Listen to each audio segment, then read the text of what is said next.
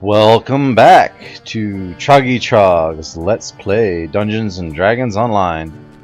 This is the second chapter in the Fire Caves quest, Brood of Flame.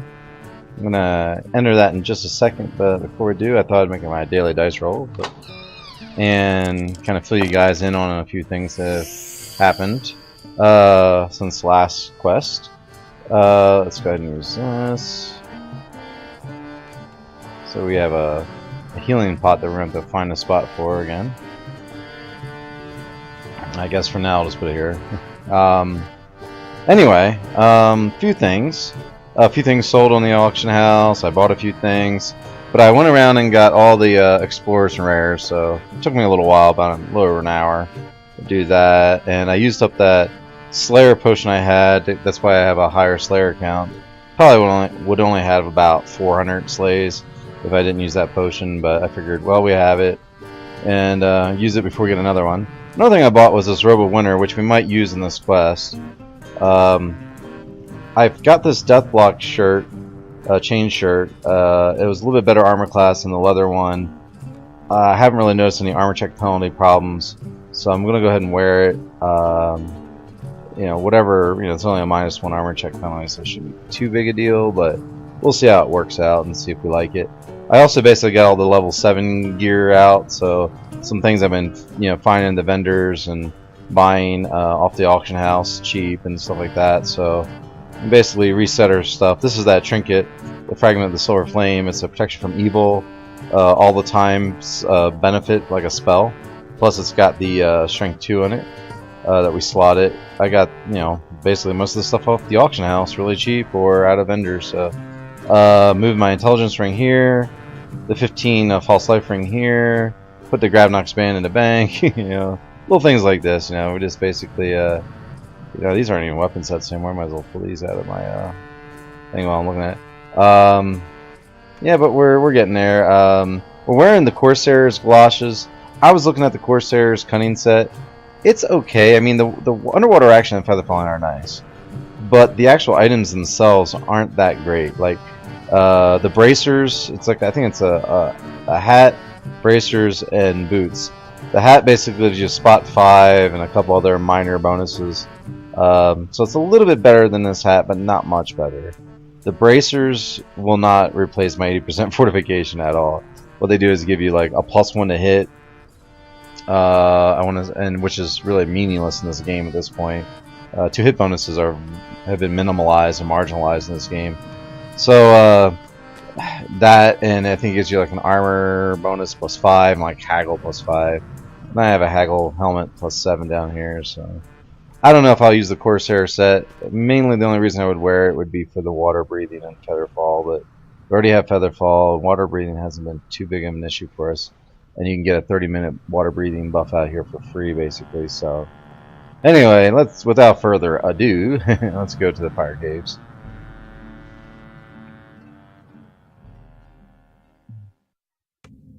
So yeah, and I leveled up too, so obviously we have Ranger level 5. We have one more level, and Ranger we must get. Just to me it's mandatory, because we'll get Many Shot, and Many Shot is huge. But as far as enhancements, I didn't get any new enhancements other than the Dragon Mark of Passage, which is a pretty big one, honestly. How I spent the points was, let's see, I just went straight up through here, and then I think I've got the 3rd tier in this as well. So 1 point here and 3 points over here. That's how I did it. So I went 1 more here, that unlocked this. So it was 1 point, 2 points, 3 points total, and then 4 over here. So D-Door will be very beneficial. Not so much in this quest, we won't need it here, but it'll take us back to the beginning of a quest or a wilderness area, so it'll save us time, and it'll also be beneficial if we need to bring a hireling into a quest. We get stuck and go, oh no, I'm in this spot and I really need 2 people to pull levers in 2 different spots at the same time or whatever. You know, I'll be able to do that. So anyway, that's about it. Yep. Where before the caves were merely hot, now they are sweltering. The air itself seems on the verge of catching fire. Oh no.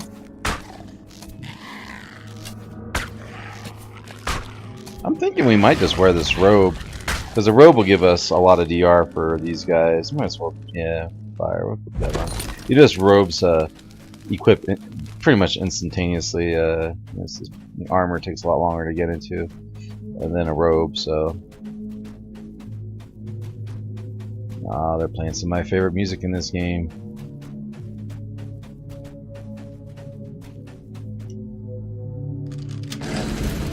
The voices of the ogres are silenced, but now there is something even more ominous. An old and mighty anger you can feel through the door.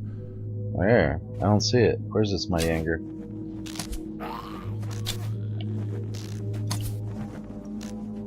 These Mephits are probably the most annoying monster in the game, period. I mean, like, I'd rather fight hordes of oozes than Mephits, honestly. Mephits can, they have a chance to spawn another Mephit when they die. So, you know, some may have higher chances than others, I don't know, but they're really annoying. The more I think about, bumping my headset here, the more I'm thinking about, Troggy's build, you know, like what I was planning on doing with this, the more I'm wishing I could have made some kind of, and you can, there's ways you can make anything. I was thinking about making some kind of the grinding of stones and the crackle of flame fill the air. In the haze, things seem to move that have no right to. DM, you keep interrupting me. I ramble too much. The elemental collapses, shaking the stones as its spirit returns to its home plane. Anyway, what I was saying is I was thinking about, you know, like, this is an intelligence-based character, and sometimes I'm hearing the flapping of the wings. See, that's the thing, they can spawn things, so you're constantly like, or is there another one around here? Anyway, but I was thinking about, like, you know, a cleric or a wizard. You know, you can obviously go like Wizzy Rogue with this intelligence thing, the Harper's line, it would be off the hook powerful. Like, it pretty much want to be one of the most powerful builds in the game, I would think. Oops, I should have jumped down. So, yeah, dumb me. I need to go back up. I think I need to go back up. But while we're down here, we'll grab these things and then we'll have to come back down here. Here I'm rambling and I'm not thinking. But anyway, let me get to this chest. See what goodies we have in here.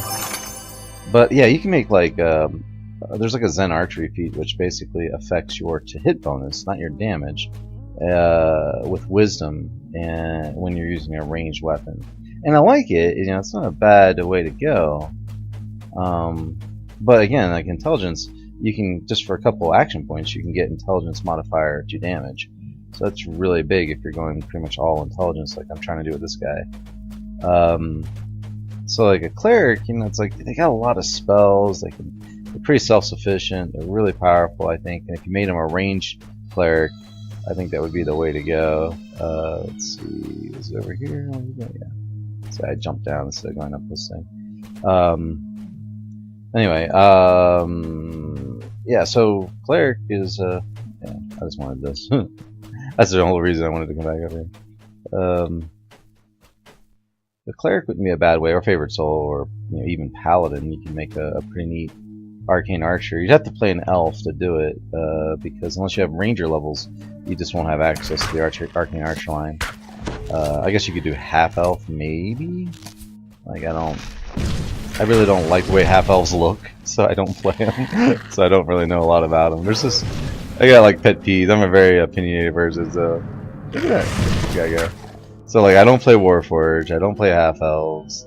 I'll play a drow once in a while. My first wizard life was a drow, and that's pretty effective. So we'll see. We have to open up 2 runes, so it's the same setup as last time. But we'll open up this just in case, you know, like, you know, always be prepared. Be a good Boy Scout in the dungeon here. And yeah, open that up.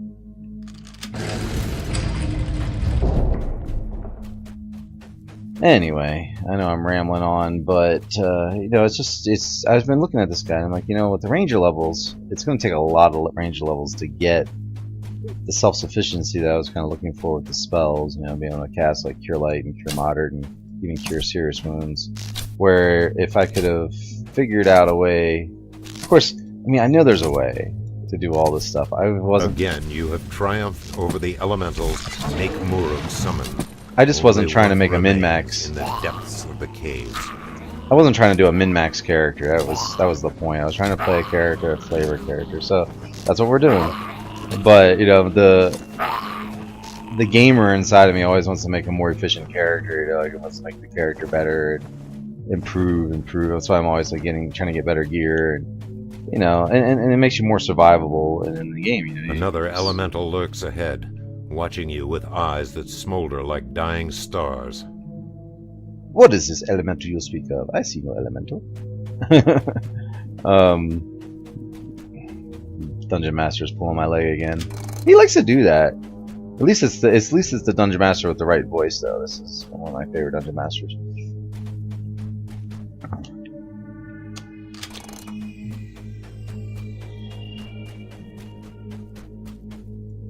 Now, when I get closer, it'll probably appear, right? No. See, we pulled it. We ranged it, which is an advantage for a ranged character, right? Ooh, Tales of Valor, nice. How close are we on our... Ooh, yeah, we're getting pretty close to level 80. We get to level 10, and I have enough money, so that's good. Hopefully we'll still have enough money by then. I think it's like 50,000 plat. We can buy ourselves a guild ship, airship, and, you know, fly around and all that stuff. We don't really fly around. It's just a kind of a stationary airship, basically. But we can put amenities on it that will give us buffs, like little shrines and things that we can click onto, and we can put mailboxes, and we can have barkeeps and all kinds of goodies. Auction houses, I think you can put an auctioneer on there, bankers.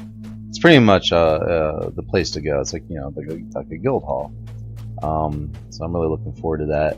You know, it'll just be my little boat, but it's kind of neat to see, like, you know, a guild progress. I've had guilds before that I've soloed, you know, just my character in the guild. I'd make alt accounts to kind of give it like the max bonus to guild renown. So I'd have, like, you know, 5 alt accounts, and then they would just park in there. It'd basically be mules. Just, you know, that people have mules for carrying gear in the game. In MMOs, it's kind of a thing that a lot of people do. So that they can have more bank space. You know, they call them mules. Well, I did the same thing with my guild that I had. I just created guild mules, and basically their job was to hold a spot as a member in my guild without being the same account. Because basically, for every account you have in your guild, you gain you can either gain or lose a little bit of bonus to your guild renown. You know, like right now we have a small guild bonus, so if you look under guild, it'll say, you know, small guild bonus, right? Very small guild bonus. I think there's like a very small, like a medium, you know, things like that.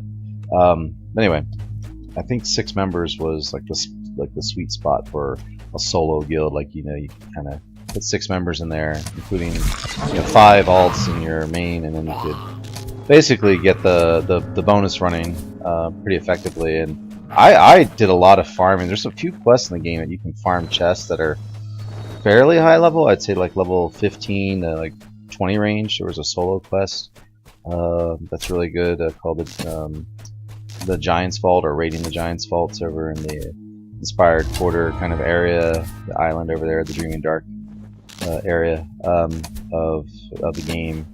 And oh man, you know, I think me and I had a couple other friends too that had their own guilds, and boy, we we farmed the heck out of that quest, because you could, you know, it was, you know, you get quests once you get good with the quest, you could run it in less than 5 minutes on a properly built character that was designed to you know for efficiency and all.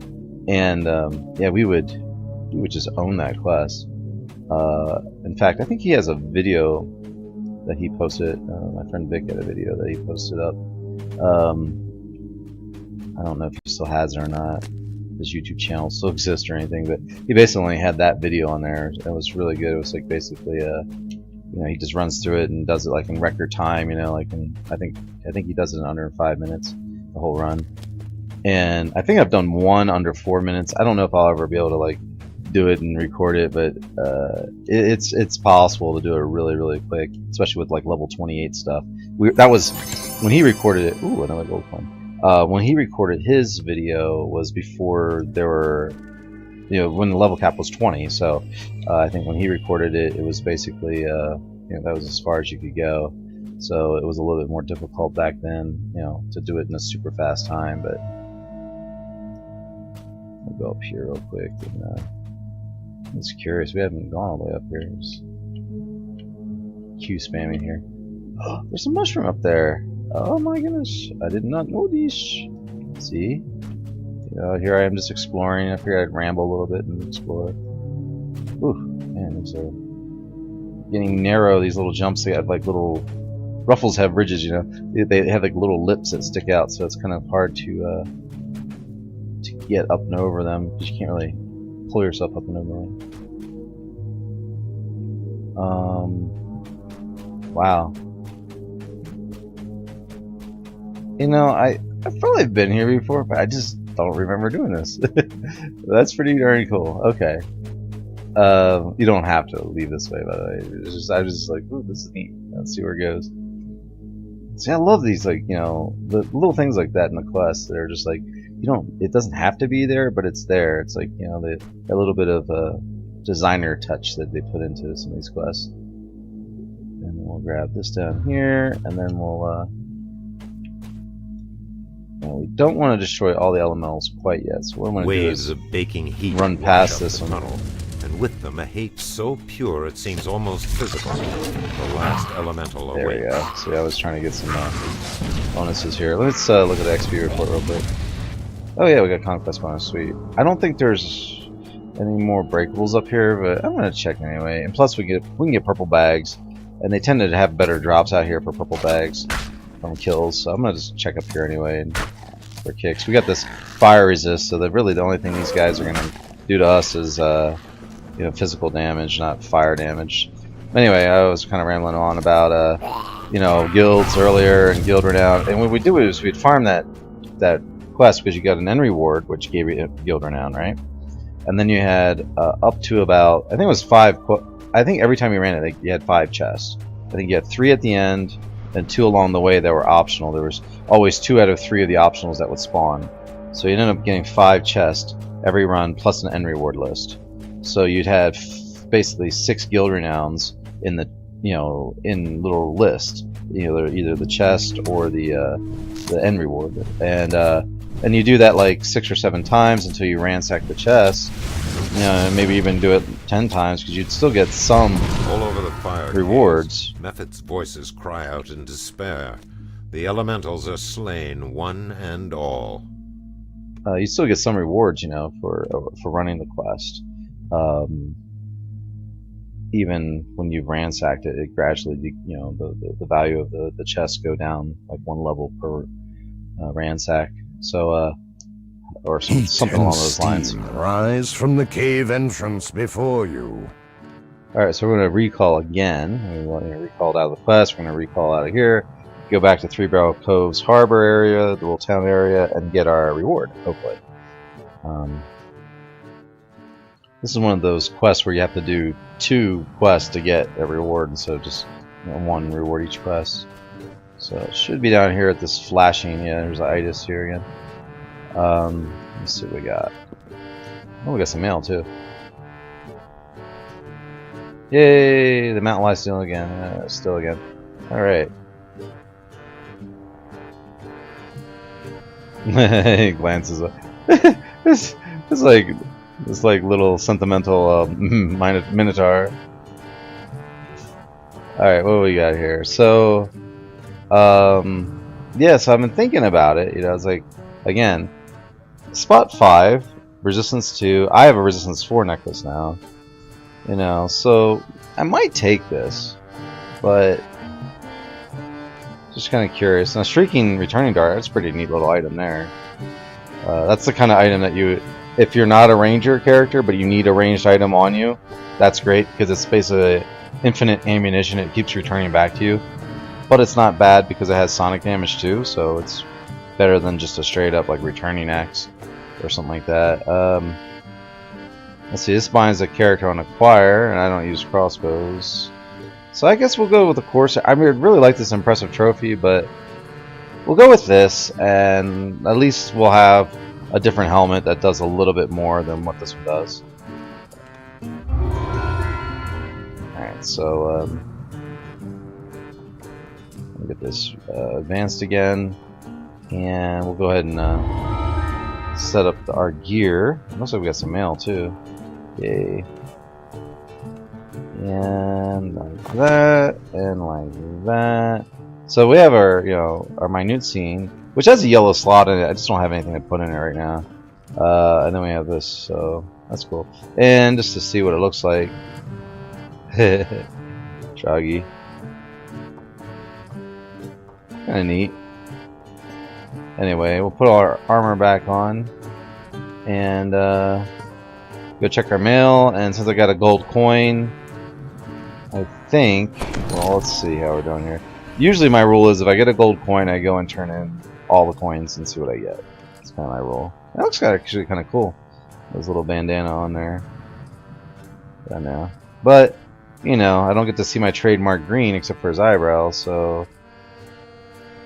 See, and you get to see your goggles too. You can basically toggle these on and off. There's appearance kits that you can actually get to, and then you can toggle those on and off. But they cost DDO points, and we're not going to go that route. But anyway, yeah, you know, if you got a guild or a small guild and you're by yourself and you're trying to level up, you know, that's not a bad way to go. It's just to, you know, make 5 alt accounts, have them all enter the guild, and then level the guild up and just have your primary character, and then you know, you can probably within about a year get your guild up to around, if you play probably on a regular basis every day or every other day, you could probably get your guild up to maybe level 40, maybe even 50 in a year. You have to get guild renown pots and different things to kind of accelerate it. But anyway, enough talk about guilds. That was the fire caves, and you know, both parts, and are done.